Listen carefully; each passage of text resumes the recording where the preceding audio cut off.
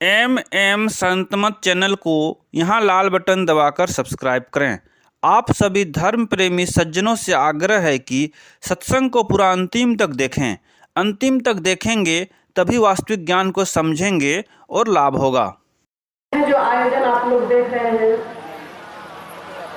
इस आयोजन को करने में बहुत कठिनाई उठानी पड़ी है लोगों को। आयोजन करता सर्वप्रथम गुड़िया अन्नपूर्णा जो मेरे साथ रहती है, वो हमसे प्रोग्राम ली। मैंने उनसे कहा कि तुम जो ये प्रोग्राम ले रही हो नहीं हो पाएगा, नहीं कर पाएगी। तो उसने कहा कि नहीं कर पाएंगे, हो जाएगा, गांव वालों से बात कर लिए हैं। लेकिन ऐसा हुआ कुछ कारणवश कुछ लोग मुकर भी गए कि नहीं हो पाएगा। पिताजी से कहा गया, पिताजी ने एक ही स्वर में कह दिया कि ये प्रोग्राम होगा और जितना खर्च होगा मैं करूंगा। कुर्मी चक्र के पिताजी श्री सीताराम पंडित और उनके सहयोगी गुलाबधर भैया, सारे कुर्मी चक्र वासी, बीना माता जी से भी कहा गया। उन्होंने भी कहा कि नारी का उत्थान है, नारी के लिए ये प्रोग्राम महिलाओं माताओं बहनों का है, इसलिए मैं भी कुछ सहयोग करूंगी। उनका भी कुछ सहयोग है, सभी के सहयोग से ये आयोजन हो रहा है। इसीलिए लोग नहीं बोल पाते हैं, हम लोग वर्णन नहीं कर पाते हैं कि आखिर ये प्रोग्राम कैसे हो गया। चिरंजीवी माता जी की उदारता है, ये अपने बारे में बड़ाई नहीं करना चाहती है कि ये प्रोग्राम कैसे हो रहा है। पिताजी के सहयोग से संपूर्ण सहयोग, संपूर्णतः पिताजी का यह सहयोग है और गांव वाले सभी लोग सहयोग कर रहे हैं।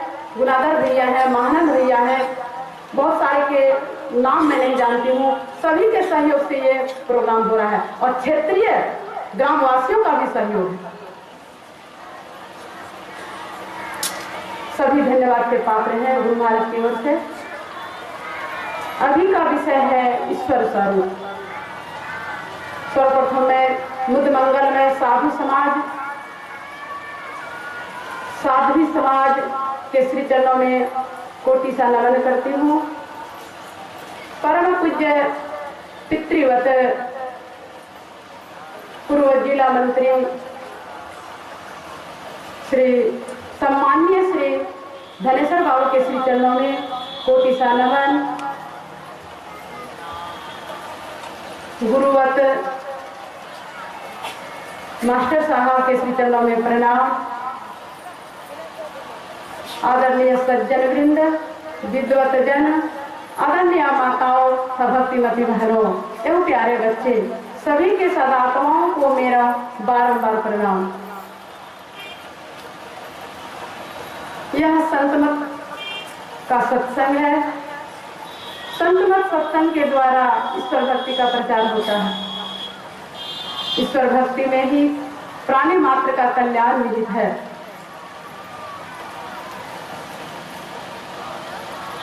ईश्वर भक्ति में ईश्वर के स्वरूप को जान लेना अति आवश्यक है। यदि ईश्वर के स्वरूप को हम नहीं जानते हैं तो वैसा ही भक्ति करनी निष्फल होगा। जैसे कि कोई राही चलता है, राही राह पर चलता है लेकिन मंजिल और मकसद का उसको पता नहीं है, कहाँ जाना है उसको पता नहीं चलता। उसी तरह ईश्वर के स्वरूप के बारे में यदि ठीक ठीक निर्णय अगर हम नहीं कर पाते हैं तो हमारा निष्फल होगा, भक्ति करनी निष्फल जाएगी। तो ईश्वर के स्वरूप के संबंध में वेद उपनिषद संत वाणियों को जब हम लोग पढ़ते हैं और सुनते हैं तो सभी में पाते हैं कि ईश्वर स्वरूपतः अनंत है, असीम है, अगोचर है, अनादि है, अपार है, सर्वव्यापक है, सत्य स्वरूप है, सर्वव्यापक है और सर्वव्यापकता के भी परे। वे ईश्वर अनंत है। अनंत होने के कारण वे ईश्वर एक ही एक हैं। अभी पूजनीय श्री चिरंजीवी माता जी के मुखारबिंद से सुन रहे थे कि ईश्वर एक है और ईश्वर के पास जाने का मार्ग भी एक ही है और उस ईश्वर को हम इन आंखों से नहीं देख सकते। अभी पाठ में ही हम लोग सुने यन मनसा न मुनुते नाम मुर्मुलो मतम तदे ब्रह्मत्वम विद्धि नेतम यदि दम उपास्ते। जो मन से मनन नहीं किया जाता है वह ब्रह्म है। जो मन से मनन नहीं किया जाता है, जो मन से मनन नहीं किया जाता है, मनन क्या हुआ कहा जाता है, उसी को तुम ब्रह्म जान। अवांग मनस गोचरा, मन वाणी के परे, मन और वाणी से हम उसको वर्णन नहीं कर पाएंगे। गुरु महाराज के पद में हम लोग अभी सुने प्रभु वर्णन में आवे नाही। प्रभु वर्णन में आवे नहीं क्योंकि प्रभु इंद्रियातीत है और वे इंद्रियातीत प्रभु एक ही एक है।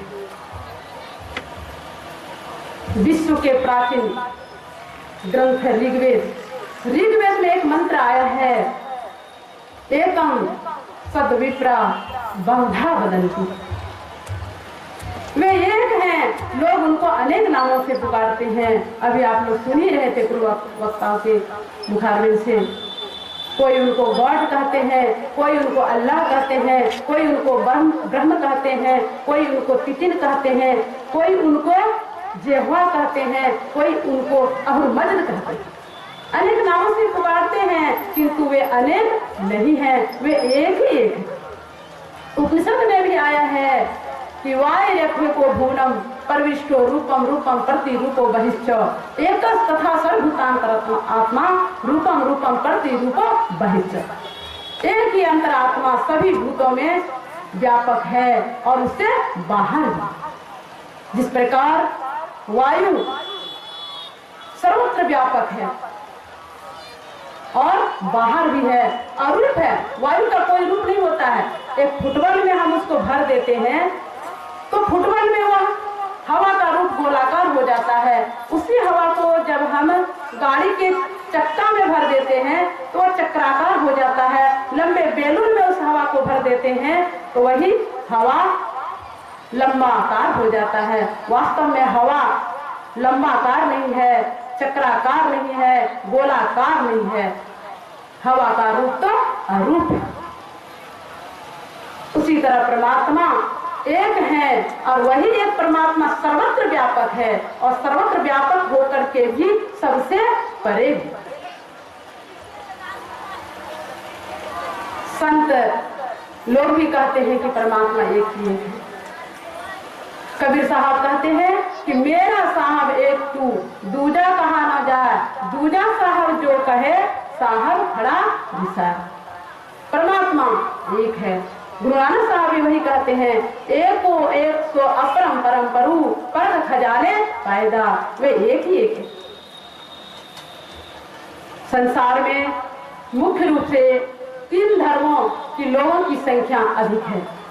आप लोग जानते होंगे, ईसाई, इस्लाम और वैदिक धर्मावलंबी के बारे में तो जानते ही हैं कि वेद में भी आया है कि भी वाणी। अभी वेद में मंत्र आया कि एकम सद्विप्रा बहुधा वदन्ति। वेद में भी कहते हैं कि वह परमात्मा एक ही एक है। वैदिक धर्मावलंबी जो सत्य में वेद को मानते हैं, उपनिषद को मानते हैं, जो ब्रह्म ज्ञान को सही सही जानते हैं, वे जानते हैं कि परमात्मा एक ही एक है। ईसाई धर्म में भी आया है कि वे परमात्मा एक है। गॉड इज वन, परमात्मा एक है। वह कैसा है? God is holy, eternal, immortal and unvisible. वह परमात्मा एक है, पवित्र है, वह शाश्वत है, अविनाशी है और इन आंखों से उसको हम देख नहीं सकते। चाम चश्म सो नजरी में आवे खोजी रूह के नैना। चाम चश्म से उसको हम देख नहीं सकते हैं। आत्मा की आंख से, चेतन आत्मा की आंख से हम उसको देख सकते हैं, वे अगोचर है। ईसाई धर्मावलंबी कहते हैं कि परमात्मा गॉड जो है वह एक ही एक। इस्लाम धर्म में भी वही आता है। मुसलमान भाई लोग रोज कलमा पढ़ते हैं, पहला कलमा में आया है ला इल्ला अल्लाहु मुहम्मदुर रसूलुल्लाह। वे भी कहते हैं कि अल्लाह के सिवा पूजने योग्य दूसरा कुछ नहीं है, अल्लाह एक है। सभी धर्मों में हम पाते हैं कि परमात्मा एक है, लेकिन हम लोग वैदिक धर्मावलंबी भटक गए। वैदिक धर्म को मानने वाले हिंदू भाई लोग भटक गए हैं, सभी देवी देवता की पूजा करते हैं। गोसाई तुलसी जी महाराज कहते हैं कि पात पात के सिंचबो बरी बरी के लौन, तुलसी खोटे चतुरपन कली डहके कौ कोना। पत्ता पत्ता में पानी यदि हम देंगे, यदि हम वृक्ष लगाना चाहते हैं, वृक्ष को लगाते हैं और पत्ता पत्ता में पानी अगर हम देते हैं तो क्या होगा? वृक्ष सूख सकता है, मर सकता है। और यदि हम वृक्ष की जड़ में पानी देंगे तो पत्ता में अपने आप पानी आ जाएगा और वो हरा भरा हो जाएगा। उसी तरह गोसाई तुलसी जी महाराज कहते हैं कि पात पात के सींच वो बरी बरी के लौन। माई लोग, माताएं लोग, बहनें लोग पकौड़ियाँ बनाती हैं घर में। बेसन में क्या करती हैं? नमक। बहुत अपने को जो चतुर समझती हैं माताएं बहनें, वे क्या करती हैं? बेसन में नमक नहीं मिलाती हैं और पकौड़ी को बना लेती हैं, थाल पर उठा कर रख लेती है छान करके और ऊपर से नमक डालती है। क्या होगा? किसी में कम, किसी में बेसी, किसी में नमक पड़ेगा ही। और जो पाक शास्त्र में निपुण है माताएं बहनें, वे क्या करती हैं? बेसन में ही नमक को घोल देती है। अब जो बनाएंगी, पकोड़ा बनाइए अथवा पकौड़ी बनाइए, सब में समान रूप से बेसन में नमक मिल जाएगा। उसी तरह देवी देवता की पूजा जो हम लोग करते हैं क्या है? एक ईश्वर की भक्ति में ही देवी देवता की पूजा हो जाती है। गुरु महाराज कहते हैं कि देवी देव समस्त पुराण ब्रह्म परम प्रभु, गुरु में करे निवास कहते हैं संत सब। एक ईश्वर की भक्ति में सबकी पूजा हो जाती है। देवी देवता की उपासना क्या है? पूज्यपाद हुजूर महाराज बराबर कहा करते थे कि आजकल तो गांवों में भी घर घर बोरिंग और टंकी लगाते हैं घर में। पहले शहरों में विशेष करके ये सुविधा होती थी, तो घर घर में जो टंकी लगाते हैं लोग, टूटी लगाते हैं, पाइप लगा देते हैं और जब पानी की आवश्यकता पड़ती है तो टूटी को खोलते हैं और पानी ले लेते हैं। वह टंकी में, उस टंकी में पानी कहां से आया? वह पानी आया बोरिंग से। जिनके घरों में डायरेक्ट बोरिंग से संबंध नहीं है, तो उनके घरों में जो टंकी लगी हुई है, उस टंकी में पानी कभी कम हो सकता है, कभी सूख सकता है। लेकिन जिनके घरों में डायरेक्ट बोरिंग से संबंध है, उनके घरों में कभी पानी की कमी नहीं होगी, कभी पानी की कमी नहीं होगी। उसी तरह देवी देवता क्या है जानते हैं? हुजूर महाराज कहते थे कि देवी देवता एक टंकी की तरह है, एक टंकी की तरह है। कोई देवी एक शक्ति को लिए हुए बैठे हुए हैं, देवी देवता एक शक्ति लिए हुए। कोई देवता यात्रा शुभ कर देते हैं, कोई देवी लक्ष्मी दे देती है, कोई देवी विजय दे देती है, कोई देवी आपका काम शुभ कर देती है, विद्या दे देती है। एक शक्ति को लिए हुए बैठे हुए हैं देवी देवता। जिस तरह टंकी में बोरिंग से पानी आता है, उसी तरह परम प्रभु परमात्मा से ही एक ही शक्ति सारे देवी देवताओं में परिव्याप्त है और उससे बाहर भी सारी शक्तियां। देवी देवता एक ही शक्ति सारे देवी देवताओं में व्यापक है। देवी देवता की उपासना, अगर एक ईश्वर की भक्ति हम करते हैं, एक शक्ति की पूजा हम करते हैं, उसी शक्ति का नाम ईश्वर है। जिस शक्ति से सारे देवी देवता में शक्ति आती है, उस शक्ति का नाम ईश्वर है। उस शक्ति की पूजा जो करते हैं तो सारे देवी देवता की पूजा, सारे देवी देवता की उपासना हो जाती है। लेकिन हम लोग ऐसा नहीं करते। सभी संत लोग कहते हैं कि परमात्मा एक है, 10, 20, 50 ईश्वर नहीं है, वे एक ही एक है। गोस्वामी तुलसीदास जी महाराज भी कहते हैं कि एक अनि अरूप नामा अज सच्चिदानंद परधामा, वे एक ही एक है। अकबर के दरबार में आप लोग जानते होंगे, अकबर के दरबार में कवि गोष्ठी रहती थी और अकबर जो थे, बादशाह अकबर, गुनियों का बहुत आदर करते थे। गुनी लोग उनके यहाँ आते थे और गुणों का बखान करते थे। अकबर साहब क्या करते थे, बादशाह अकबर गुनियों को पुरस्कृत करते थे। उनके यहाँ कवि की गोष्ठी होती थी, कवि की गोष्ठी रहती थी। कवि लोग अपनी अपनी कविताएं बना करके सुनाया करते थे। जितने कवि लोग थे, सभी कवि लोग अपनी अपनी कविताएं जो बनाते थे तो बादशाह की प्रशंसा में कविता बनाते थे, बस बादशाह की प्रशंसा में, और उनको सुनाया करते थे, कविता पुरस्कृत होते थे। लेकिन एक कवि थे, उनमें उनका नाम था श्रीपति। श्रीपति कवि, वे ईश्वर पर कविता बनाते थे, ईश्वर से संबंधित कविता बनाते। लोगों को ईर्ष्या हो गई और कवियों को ईर्ष्या हो गई। उन लोगों के मन में हुआ कि बादशाह साहब को कहना चाहिए, शिकायत करनी चाहिए, और बादशाह साहब की नजर में श्रीपति कवि को गिराना था। वे सभी कवि मिलकर के चले गए बादशाह साहब के, अकबर के साथ, बादशाह अकबर के पास। बादशाह अकबर के पास सभी कवियों ने कहा कि देखिए, आप यह फरमान करें, आप यह आदेश करें कि कल की जो कविता होगी उस कविता में एक पंक्ति अवश्य होनी चाहिए। वह पंक्ति यह है कि करो सब आस अकबर की, यह पंक्ति होनी चाहिए। यदि यह पंक्ति नहीं होगी तो उसको आप पुरस्कृत नहीं कीजिएगा।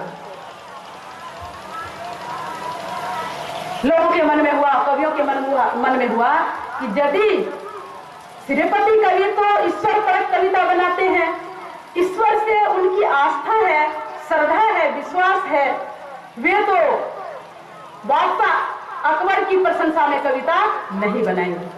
और यदि वे ऐसा नहीं करेंगे तो बादशाह अकबर की नजर से गिर जाएंगे। और यदि ये इस पंक्ति को वे लिख देंगे कि करो सब आस अकबर की, तो ईश्वर पर जो कविता बनाते हैं, ईश्वर के प्रति उनकी आस्था घटेगी। ये लोगों के मन में हुआ। कल सभी कवियों ने कविता, अपनी अपनी कविताएं बना करके लाए।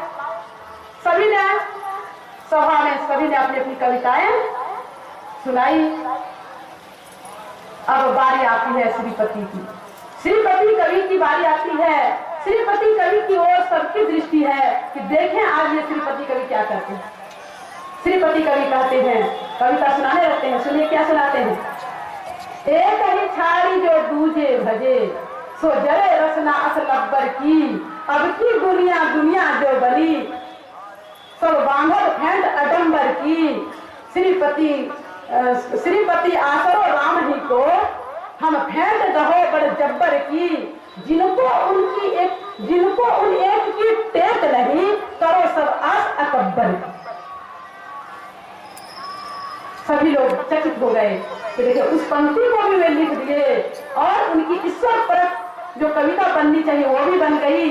आस्था उनकी घटी नहीं। श्रीपति कवि एक ईश्वर भक्त थे, इसलिए हम लोगों को भी एक ईश्वर भक्त बनना चाहिए। और वे ईश्वर इतने सूक्ष्म है, सूक्ष्माति सूक्ष्म है, जो हम इन आंखों से उनको देख नहीं सकते।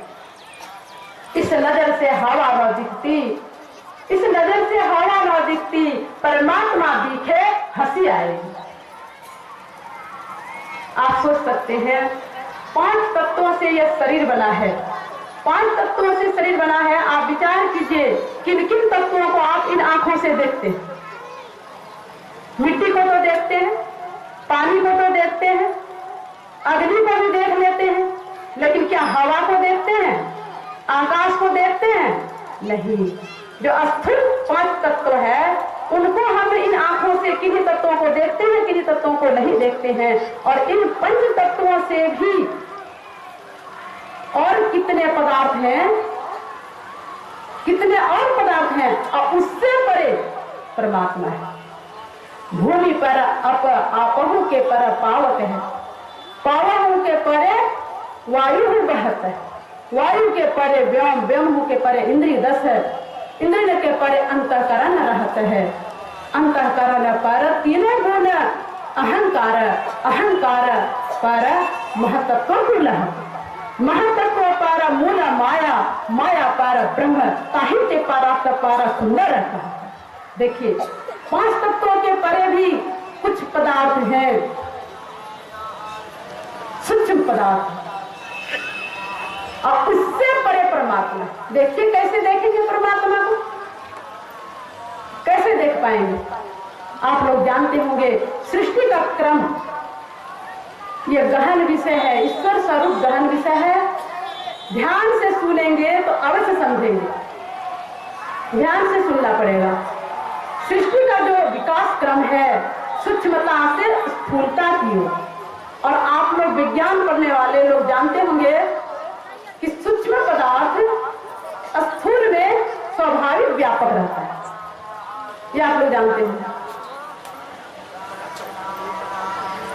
उसी तरह हमारा जो 5 तत्वों से हमारा शरीर बना है, परमात्मा कैसे सूक्ष्म है और कैसे इन 5 तत्वों में सबसे सूक्ष्म आकाश है, कैसे अपने से स्थूल तत्वों में व्यापक है और व्यापक होकर के भी अपना मंडल ऊपर रहता है, उसको समझिए। प्रायोगिक दृष्टि से देखिए आप, 5 तत्वों से यह शरीर बना है। सबसे सूक्ष्म क्या है? 5 तत्वों में सबसे सूक्ष्म आकाश है। आकाश अपने से स्थूल 4 तत्वों में व्यापक होकर के अपना मंडल ऊपर रखता है। आकाश के बाद सूक्ष्म है वायु।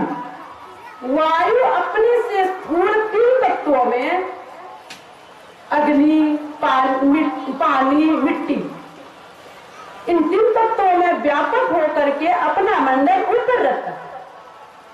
वायु से सूक्ष्म है, वायु के बाद सूक्ष्म है अग्नि। अग्नि अपने से स्थूल 2 तत्वों में व्यापक होकर के अपना मंडल ऊपर रखता है। अग्नि के बाद सूक्ष्म है पानी।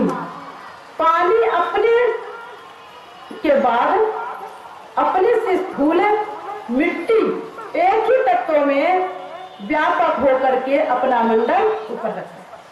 इसको प्रयोग की दृष्टि से देखिए। एक थोड़ी सी मिट्टी ले लीजिए, कांच के गिलास में उसको घोल दीजिए, घोल करके रख दीजिए थोड़ी देर के लिए, 1 घंटे के लिए रख दीजिए। थोड़ी देर के बाद आप पाएंगे कि मिट्टी नीचे बैठ गई है और पानी ऊपर हो गया। क्या आशय हुआ, क्या तात्पर्य हुआ? मिट्टी में हर जगह पानी है, मिट्टी स्थूल है, पानी के अपेक्षा मिट्टी स्थूल है, पानी सूक्ष्म है। पानी मिट्टी में व्यापक है, हर जगह व्यापक है। कोई ऐसी जगह मिट्टी में नहीं बची हुई है जहाँ की पानी समाया हुआ है। हर जगह मिट्टी में पानी है और मिट्टी से पानी ऊपर भी है। उसी तरह परमात्मा सर्वत्र है, सभी जगह है और सबसे परे भी, लेकिन हम उनको इन आंखों से नहीं देख सकते, इतने सूक्ष्म है। आप देखिए, आप लोग जानते होंगे जगदीश चंद्र बसु का नाम आप लोगों ने सुना होगा। वे वैज्ञानिक थे, गए थे अमेरिका। अमेरिका के लोगों ने परिहास किया, अर्थात मजाक उड़ाया कि ये वैज्ञानिक उस देश से आए हैं जहां के लोग कहा करते हैं शंख बाजे बलाए भागे। ऐसा भी कहीं होता है कि शंख बजाने से बला साफ बलाए भागी, ऐसा भी कहीं होता। जगदीश चंद्र बसु ने कहा, देशभक्त थे जगदीश चंद्र बसु, अध्यात्म विद्या को जानते थे और देशभक्त भी थे। उन्होंने कहा कि आप लोग नहीं जानते, आप लोग अज्ञानता बस ऐसा कह रहे हैं कि शंख बाजे बलाए भाजे, यह कहीं सत्य हो सकता है? आप लोग देखिएगा कि शंख बाजे बलाए भाजे कैसे होता है। उन लोगों के मन में उत्सुकता जगी कि देखें कैसे होता है शंख बाजे बलाए भाजे। अमेरिका के वैज्ञानिकों ने कहा कि ठीक है, दिखला दीजिए कैसे शंख बाजे बलाए भाजे। जगदीश चंद्र बसु ने कहा कि आप लोग अपनी अपनी आंखों में दूरबीन लगा लीजिए और हमको एक शंख दे दीजिए। शंख इनके हाथों में दे दिया गया। सभी ने अपनी अपनी आंखों में दूरबीन लगा लिए। जगदीश चंद्र बसु पूछते हैं कि आप लोग जो अपनी अपनी आंखों में दूरबीन लगाए हैं, संसार में क्या देख रहे हैं? वैज्ञानिकों ने कहा कि संसार कीड़े से भरा पड़ा है, कीड़े ही कीड़े हैं संसार में। अब जगदीश चंद्र बसु ने जोर से शंख को बजा दिया। जैसे ही शंख को बजाया, सभी कीड़े गिर गिर कर मरने लगे। फिर पूछते हैं वैज्ञानिकों से कि अब क्या देख रहे हैं आप लोग? तो वैज्ञानिकों ने कहा कि कीड़े जो दिखाई पड़ रहे थे सब गिर कर मर रहे हैं। जगदीश चंद्र बसु ने कहा कि वही कीड़े हमारे अंदर श्वास के द्वारा जाते हैं और हमारे अंदर में विभिन्न प्रकार के रोग उत्पन्न करते हैं। शंख बजाने से कीड़े मर गए, बला साफ, रोग मुक्त हो गए। श्वास जब हम लेते हैं तो लाखों कीड़े हमारे अंदर जाते हैं, श्वास जब हम छोड़ते हैं तो लाखों कीड़े सामने के मरते हैं। उन कीड़ों को हम देख पाते हैं? नहीं देख पाते हैं। दूरबीन से वो कीड़े को देखे। वैज्ञानिकों ने दूरबीन के द्वारा उन कीड़ों को देखा, लेकिन इतने सूक्ष्म है कि हम उनको इन आंखों से नहीं देख रहे हैं, उन कीड़ों को नहीं देख सकते हैं। उन कीड़ों को जब हम इन आंखों से नहीं देख पा रहे हैं और उनके अंदर में जो जीवनी शक्ति है उसको कैसे देखेंगे? यही है रहस्य की बात।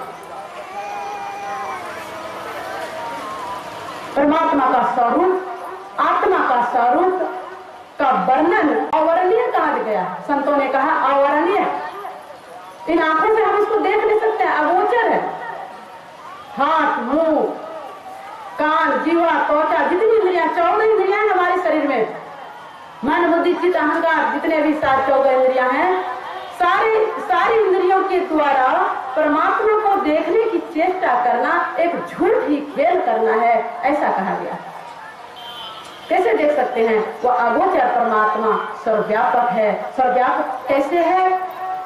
तो एक कहानी के माध्यम से आप लोग समझेंगे। एक नवाब थे, नवाब के पास एक काजी रहता। काजी को एक दिन नवाब साहब ने प्रश्न किया कि काजी साहब, आप हमारे 4 प्रश्नों का उत्तर दीजिए। 4 प्रश्न क्या थे? नवाब साहब ने कहा, पहला प्रश्न उनका था कि परमात्मा अल्लाह कहाँ रहते हैं। दूसरा प्रश्न, अल्लाह कहाँ मिलते हैं। तीसरा प्रश्न, अल्लाह क्या किधर देखते हैं। और चौथा प्रश्न, अल्लाह क्या करते हैं।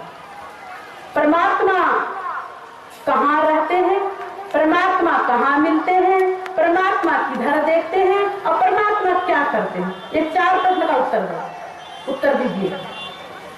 काजी ने कहा, देखिए नवाब साहब, हमको आध्यात्मिक ज्ञान नहीं है, आध्यात्मिक बातों की जानकारी मुझे नहीं है। सब दिन हमने कानून की किताबें पढ़ी है, कानून की बात मैं जानता, आध्यात्मिक बात मैं बतला नहीं सकता हूँ। मैं आपके प्रश्न का जवाब मैं नहीं दे सकता हूँ।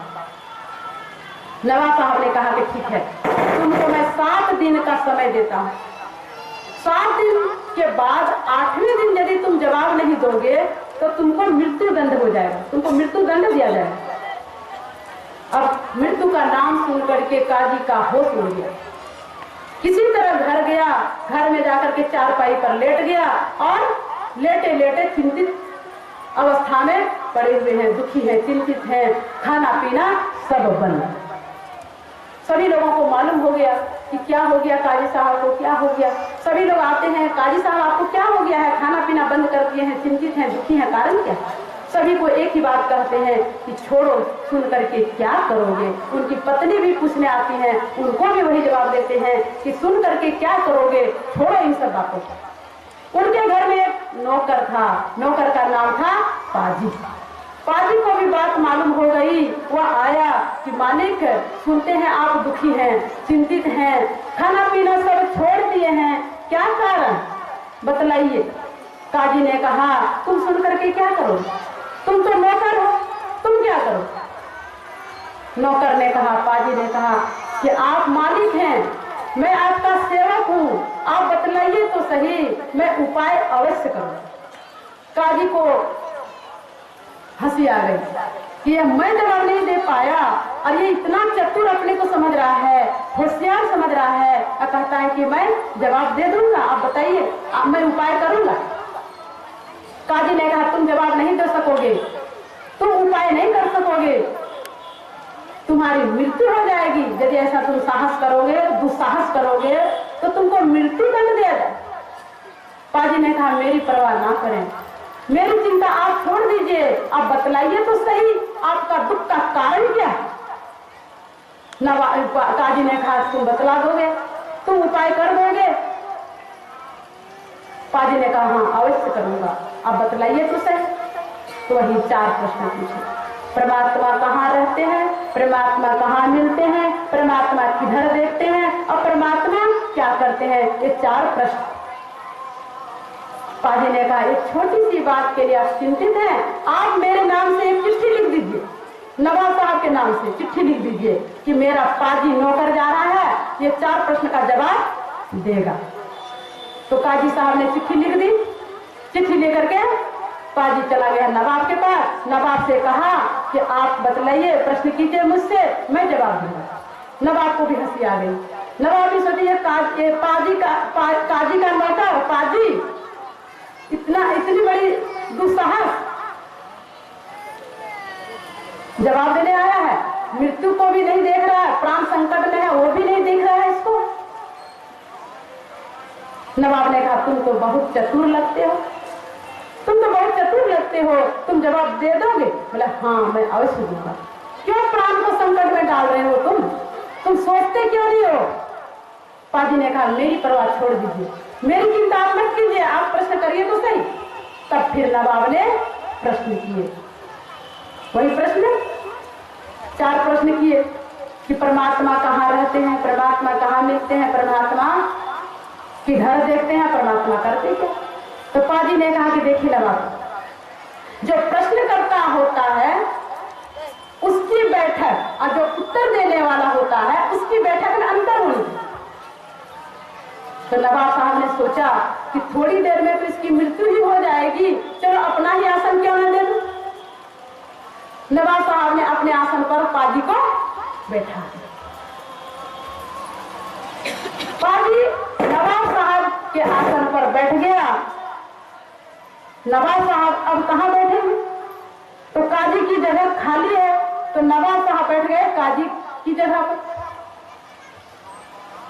अब नवाब साहब पूछते हैं कि अब बतलाओ, प्रश्न का जवाब हो। तो पाजी ने कहा, नवाब साहब देखिए, आपने प्रश्न किए थे काजी साहब से, यदि काजी साहब को भी बुलवा लेते तो अति उत्तम होता। तो नवाब साहब ने तुरंत आदमी को भेजा काजी को बुलवाना। नवाब साहब की जगह पर बैठे हुए हैं पाजी और काजी की जगह पर बैठे हुए हैं नवाब साहब, और काजी आएंगे तो कहाँ बैठेंगे, उनकी जगह तो खाली नहीं। तो काजी साहब आए और देखते हैं पाजी की जगह खाली है, तो पाजी की जगह पर काजी साहब बैठे। अब जवाब सवाल नवाब साहब पूछते, आप बतलाओ, प्रश्न का उत्तर दो। पहला प्रश्न क्या था, परमात्मा कहाँ रहते हैं। तो पाजी ने कहा, एक धेनु गाय मंगवाइए गोपाल उसके साथ हुए, एक 10 किलो का मटका हुआ।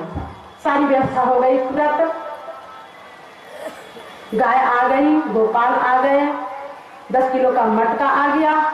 अब पाजी कहता है उसको दुहलवाओ, दूध को दुहलवाइए नवाब साहब किसी से। दूध को दुहा गया, 10 किलो का जो मटका था वो लबालब उठाया गया। पाजी ने कहा गोपाल से कि दूध मेरे पास अब लाओ। नवाब ने कहा वाह तुम तो बहुत चतुर लगते, गाय हमने मंगवाई, सारी व्यवस्था हमने की, अब दूध तुम अपने पास मंगवा रहे, कितने तुम चतुर लग रहे। पाजी ने कहा नवाब साहब मुझे दूध से कोई मतलब नहीं है, मैं तो आपके प्रश्नों का जवाब में दे रहा। नवाब साहब ने कहा क्या तुम जवाब दे रहे, मैं तो समझा नहीं। पाजी ने कहा आप समझे नहीं? बोला नहीं, समझाओ। पाजी ने कहा देखिए नवाब, इतना छोटा सा फल और इतना बड़ा मटका,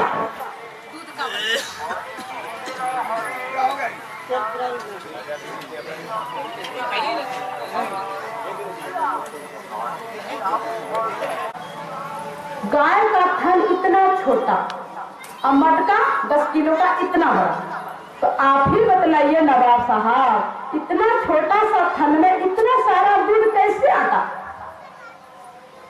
नवाब साहब चकरा रहे, दिमाग उसका चकरा गया कि सचमुच में इतना छोटा सा थन इतना सारा दूध कैसे आता? नवाब साहब कहते हैं कि मैं समझा नहीं, तुम समझाओ। पाजी ने कहा देखिए नवाब साहब, गाय के पूरे शरीर में दूध था, लेकिन जब कभी हमको दूध प्राप्त करना होगा, जब कभी हम दूध को प्राप्त करना चाहेंगे तो थन ही से प्राप्त करेंगे। उसी तरह परमात्मा सर्वव्यापक है, परमात्मा सभी जगह है नवाब साहब। परमात्मा से कोई ऐसी जगह नहीं है जहां परमात्मा नहीं है। परमात्मा सर्वत्र है नवाब साहब, लेकिन वे मिलते हैं एक ही जगह, और वह जगह है बाहर में नहीं, वह जगह है हम आपके अंदर। हम आपके अंदर वह जगह है। बेहोश से इंसान से ख्याल जुदा है, मोहम्मद में है जाहिर में है, मोहम्मद बातिन में खुदा है, भीतर में खुदा है, भीतर में परमात्मा का निवास। दो प्रश्न का जवाब मिल गया। पहला प्रश्न क्या था कि परमात्मा कहाँ रहते हैं, तो परमात्मा सर्वत्र रहते हैं। परमात्मा कहाँ मिलते हैं, तो परमात्मा भीतर में मिलते हैं। दो प्रश्न का जवाब मिल गया। गुरु नानक साहब कहते हैं सर्व निवासी सदा अलेपा, तू ही माई समा, काहे रे बल खोजन जाए। पूर्ण मधि जैसे जीव बास वस्तु है, मुकुर माही जैसे छाई, ऐसे ही प्रभु बसे निरंतर, घट ही खोजो भाई, घट ही खोजो भाई, घट में वे मिलेंगे, परमात्मा भीतर में है। दो प्रश्न का जवाब मिल गया। तीसरा प्रश्न, नवाब साहब कहते हैं कि तुम तो बहुत चतुर लग रहे हो, दो प्रश्न का जवाब तो तुम सत्य सत्य दे दिया, ठीक ठीक दे दिया। अब तीसरा प्रश्न है कि परमात्मा की दृष्टि किधर है, परमात्मा किधर देख। पाजी ने कहा एक मोमबत्ती मंगाई, मोमबत्ती को मंगा दिया गया, दिया सलाई मंगा दी गई। पाजी ने कहा उसको जलवा दीजिए, जला दिया गया, मोमबत्ती जल रही है। नवाब साहब ने पूछा कि क्या तुम कह रहा है, क्या तुम जवाब दे रहा है? रहस्य हमने समझा नहीं, सत्य सत्य बताओ इसका क्या रहस्य। पाजी ने कहा आप समझे नहीं? नवाब साहब ने कहा नहीं। पाजी ने कहा देखिए नवाब साहब, ये मोमबत्ती का जो प्रकाश है आप ही बतलाइए कि किधर किधर, इसकी जो रोशनी है किधर किधर जा रही है। नवाब साहब ने कहा कि इसकी जो रोशनी है चारों तरफ प्रकाश हो रहा है। पाजी ने कहा उसी तरह परमात्मा की दृष्टि सभी ओर, सभी तरफ वे देखते हैं। हम लोग कर्म करते हैं, दो तरह के कर्म होते हैं, शुभ कर्म और अशुभ कर्म। तो अशुभ कर्म को जो करते हैं उसको हम छिपा लेते हैं। अशुभ मतलब खराब कर्म,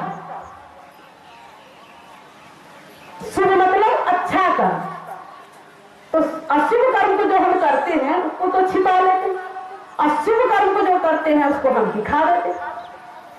तुलसी यह तन खेत है, मन वच कर्म किसान, पाप पुण्य दुई बीज है, बोए सो लोए निदान। जैसा हम कर्म करेंगे वैसा हम फल पाएंगे, यह निश्चित है। कर भला होए भला, करके भलाई देख ले, कर बुरा होए बुरा, करके बुराई देख। जैसा हम करेंगे वैसा पाएंगे। जैसे कृषक लोग खेत को जोतते हैं, कोड़ते हैं और निकोनी करते हैं, इसके बाद बीज को बोते हैं। बीज बोने के बाद और क्या करते हैं आप लोग जानते होंगे, चौकी दे देते। चौकी क्यों देते हैं कि जो हमने बीज को डाला वो बीज चिड़िया न चुग जाए, चौकी दे देते हैं चिड़िया के डर से। और यदि चौकी नहीं देंगे तो चिड़िया चुग जाएगी और जितना होना चाहिए उतना नहीं होगा। तो कह रहे हैं कि ये जो शरीर है ये भी खेत है, इसमें हम पाप पुण्य रूपी बीज को डालते हैं। पाप कर्म को जब हम करते हैं तो उसको हम छिपा लेते हैं। अगर किसी को भनक पड़ जाती है, अगर पूछते हैं कि क्या आपने ऐसा कर्म किया है, तो झट से कह देते हैं कि नहीं, हमने ऐसा कर्म नहीं किया है। चौकी दे दो, छिपा लेते हैं, चौकी दे दो। सोच लीजिए, चिड़िया जब चुग जाती है बीज को, तो जो हम बोते हैं वो भी नहीं काट पाते हैं। और यदि चिड़िया नहीं चुगती है तो एक मन बोते हैं का एक मन काट करके घर लाते। उसी तरह जब हम कर्म करते हैं, बुरा कर्मों को तो हम छिपा देते हैं, चौकी दे देते हैं, और शुभ कर्म को हम दिखा देते हैं। कहते हैं लोग हमको जान जाए कि फलनमा आदमी बहुत अच्छा काम करता था, लोग हमको जान जाए। क्या होगा, तो शुभ कर्मों को आपने तो चिड़िया से चुगा दिया और अशुभ कर्मों को चौकी दे दी, तो क्या होगा, चिड़िया अगर चुग गई तो कुछ भी नहीं होगा।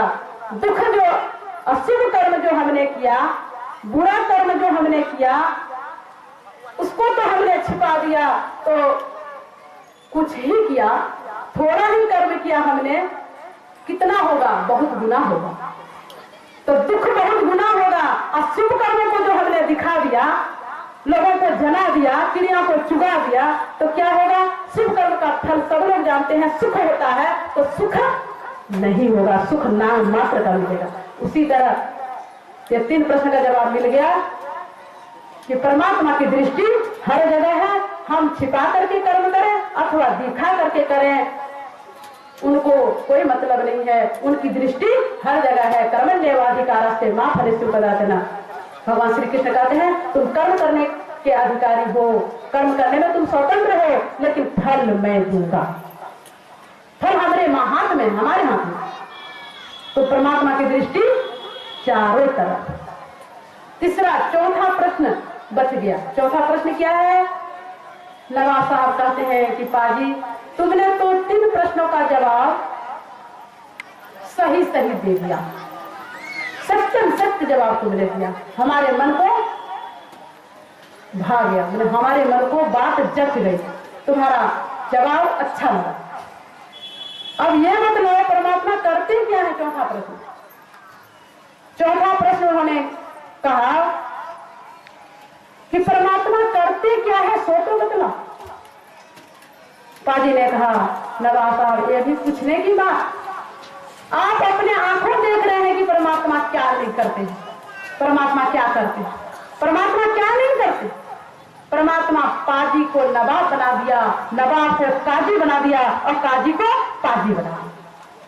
परमात्मा क्या नहीं करते।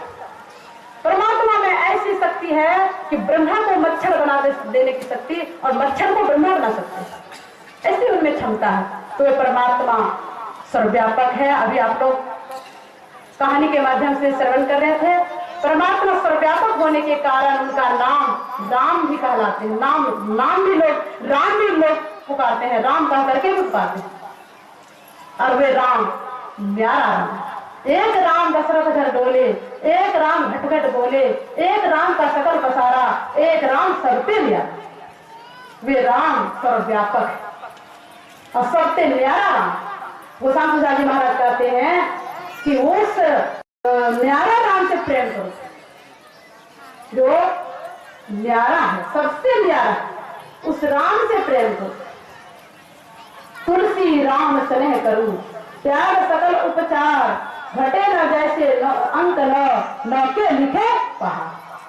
उस न्यारा राम से प्रेम करो जो कि सबसे न्यारा, सर्वव्यापक होकर के सबसे परे हैं। उस परमात्मा से, उस राम से प्यार करो, उससे प्रेम करो जिसमें घटबड़ नहीं होता है, न्यूनाधिकता नहीं होती है। उस राम से प्रेम करो। गोस्वामी जी महाराज कहते हैं कि जिसमें घटबड़ नहीं, एक समान एक रस रहने वाले राम से प्यार करो। आप लोग जानते होंगे, पहाड़ा बच्चे लोग पढ़ते हैं, पहाड़ा पढ़ते हैं तो जितने भी पहाड़ा है, सारे पहाड़ा में घटबड़ होती है, न्यूनाधिकता होती है। आपका आप पढ़ के देखिए, आपका 8 8 दूनी 16, 1 6 7 8 या 24 2 4 6, मतलब घटबड़। 12 पढ़िए, लेकिन एक पहाड़ा है जिसमें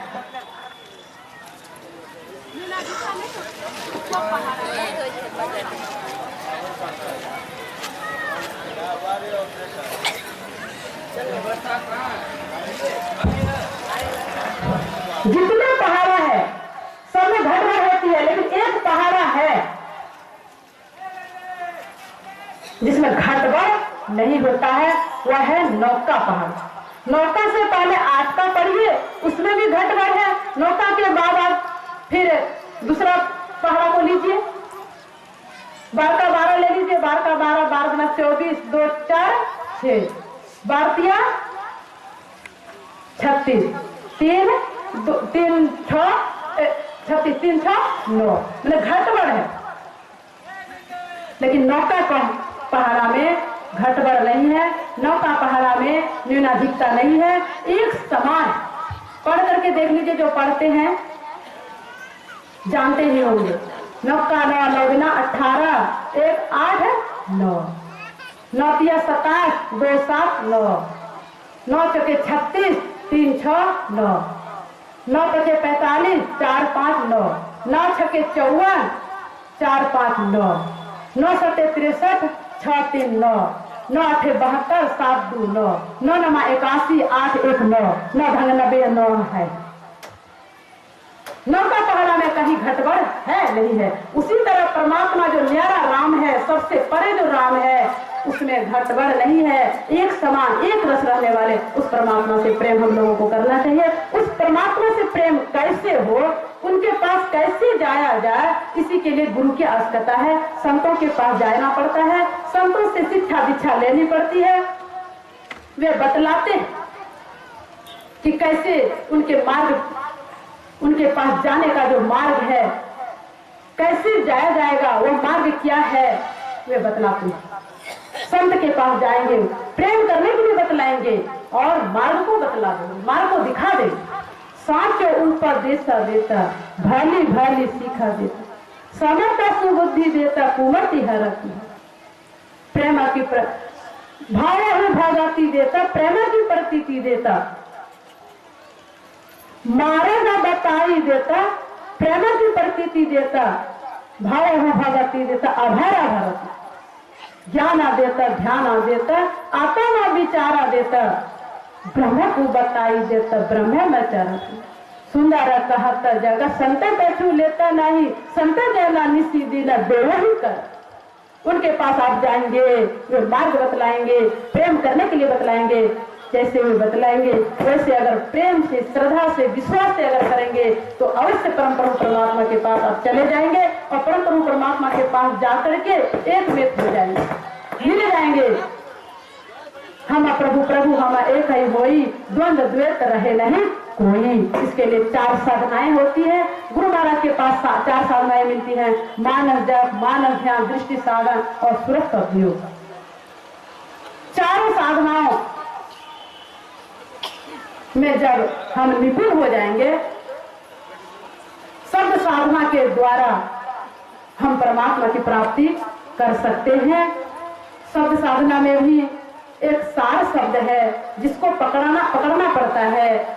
पांच प्रकार के शब्द भी होते हैं। स्थूल के केंद्र पर शब्द मिलता है, वह शब्द सूक्ष्म के केंद्र से आता है। सूक्ष्म के केंद्र पर जो शब्द मिलता है वह कारण के केंद्र से आता है, और कारण के केंद्र पर जो शब्द मिलता है वह महाकारण के केंद्र से वह शब्द आता है, और महाकारण के केंद्र में जो शब्द पकड़ता है अभ्यासी, वह केवल्य के केंद्र से आता है। और वही केवल्य का जो शब्द है सार शब्द है, सत्य नाम, राम नाम, वाह गुरु, स्फोट, उद्गीत, प्रणव ध्वनि, ओम, सत्य शब्द उसी को कहते हैं। उस शब्द को जो पकड़ लेते हैं वही परम प्रभु परमात्मा के पास जाकर के मिल जाते हैं, और मिल करके एक में खो जाते हैं। इसके लिए पवित्रता की बहुत आवश्यकता है।